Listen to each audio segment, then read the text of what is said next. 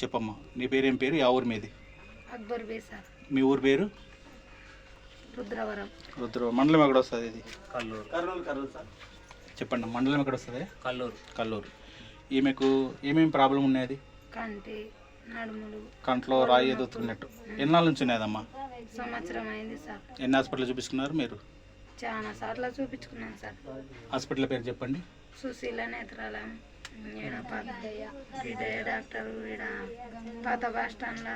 కర్నూలేనా? కర్నూలులోని. ఎంత ఖర్చు అయింది ఇప్పటికి? దాదాపు గట్టి చెప్పండి. 10-20 వేలు అయింటుంది సార్. 10,000 అయిపోయింది. అయినా మీకు నొప్పి తగ్గలే. ఇప్పుడు ఎవరి ముఖం చేయి చూసి తగ్గిందమ్మా? మీ వల్లనే కొద్దిగా మేలు సార్. చెయ్యి ఎవరి ముఖం, చెయ్యి ముఖం చేసినావు? ఎవరు చెయ్యి చేసినావు? మీ చెయ్యే సార్. మళ్ళీ నీళ్ళు కూడా మారినాయి కదా అమ్మా? అవు సార్. అమ్మనే కదా ఇట్లా పైకి రా, చెప్పు. నీళ్ళు ఎన్ని రకాలు మారినాయి పాప, నువ్వు గట్టిగా చెప్పు అమ్మకు. కొబ్బరి నీళ్ళు, వాటర్, మామిడికాయ రసం, మామిడి పండు రసం, మ్యాంగో, యాపిల్ రసం, ద్రాక్ష పండ్లు. సేమ్ అట్లే మారినాయి కదమ్మా? ముట్టుకునే నీళ్ళమ్మా? నేను లేదు సార్. ముట్టుకుంటా. మీ వాటర్ మారుతాయని చెప్పినానా? ఎవరు చెప్పినారు మారుతాయని? మీరే సార్. వెంటనే బాగా మారినాయి, బాగా రుచిగా తీయగా కనపడినాయి కదా?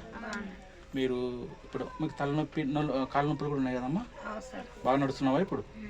నొప్పులు కూడా తగ్గినాయి?